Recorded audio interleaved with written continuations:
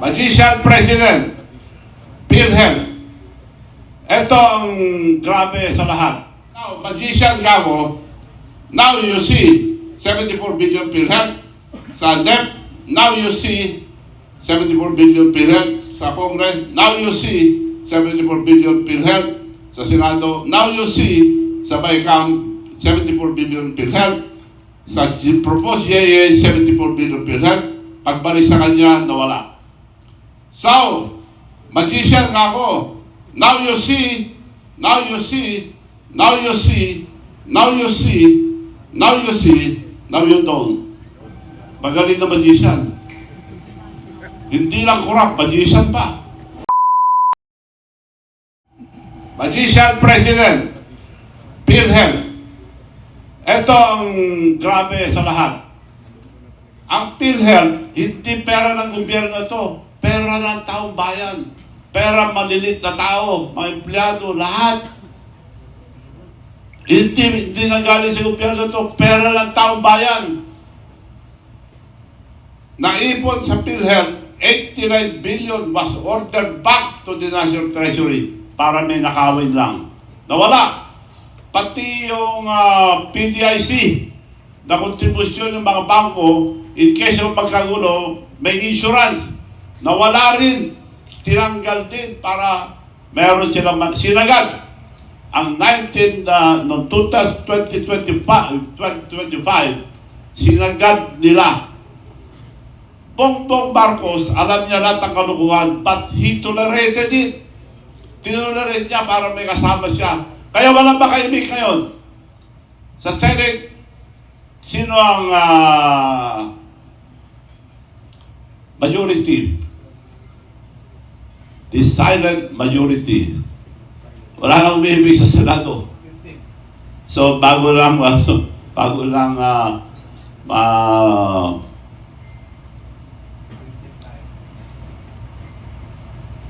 tuloy ko ito 19 billion was ordered back.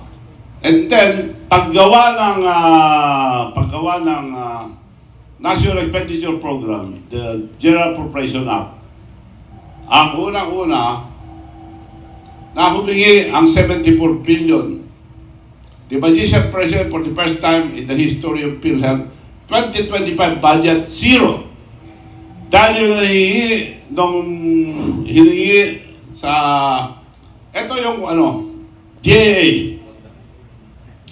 Hindi andar itong Philippine budget. Unang-una sa lahat, budget ni Presidente. PhilHealth requested, because wala ng pera, they requested na isuli sana 74 billion PhilHealth. Then 89 billion ang kinuha. Nandiyan yan. Malinis kasi ito eh. At ang mga allocables, nandiyan sa loob. Bastusan na ito. Papakita ko ang allocables mamaya. Ang budget na inihanda ang Office of the President, kasama ang DBM, DPWH, and lahat ng department, mag-submit. PhilHealth nag-submit ng 74 billion sa PhilHealth. Now, pinirma niya. Hindi ko ito, kundi niya pirmahan. He signed it. It went to Congress, dagdag bawas, nandiyan pa rin ang 74 billion PhilHealth. Pagpunta sa Senado, nandiyan pa rin ang 74 billion PhilHealth. BICAM, dito sinaksak lahat yung mga gusto nilang 100 million na para kay Bongbong Marcos. Yun lang, pero pera pa yung iba, almost all department, meron anomalya. So yung 100 billion na pinasaksak ni Bongbong Marcos kay Sandy at Martin Romualdez, dito sinaksak. Dahil sa BICAM, kukunti na lang ang tao. Tapos, nandiyan 74 billion PhilHealth. Pagkatapos niyan, pupunta na sa Proposed General Appropriation Act. Propose lang yan dahil ang GAA, maging batas lang pag pinirma na ni Presidente. So dito, nandiyan pa rin 74 billion PhilHealth. Parehong pinagbutuan to. So, wala nang makikita ito sa Congress, magbubutuhan lang, aprubahan.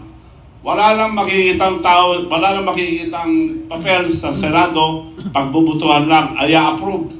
Pag na-approve na ang proposed GAA, babalik na kay Presidente. Ito na yung sinasabi niya na he read 4,057 pages. He scrutinized it, studied it, at nagtanggal ng ito. Pagsusuri ng Presidente.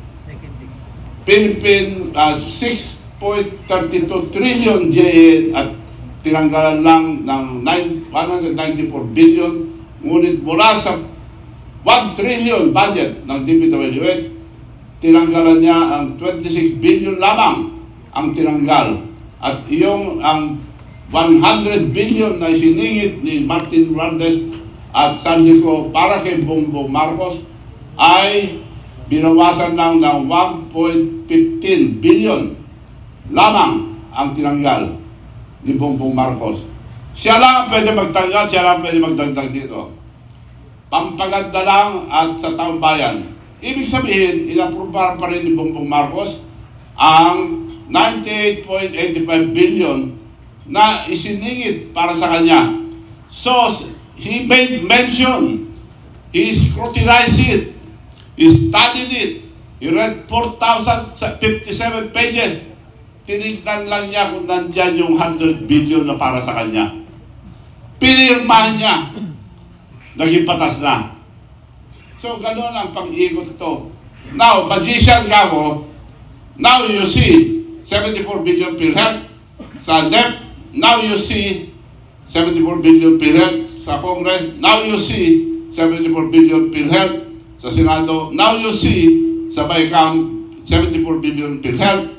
Sa proposed GAA 74 billion PhilHealth. Pagbalik sa kanya, nawala. So, magician nga ako. Now you see, now you see, now you see, now you see, now you see, now you don't. Magaling na magician.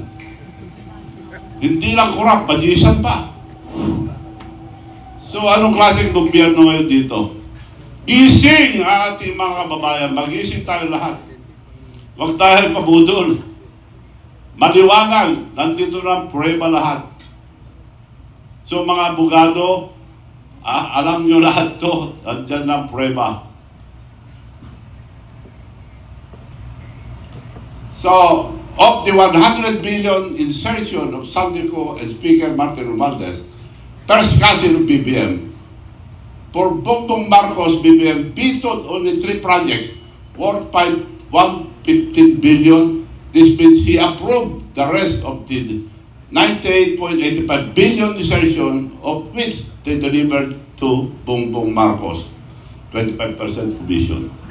Aliwanag po yun, pinirma niya.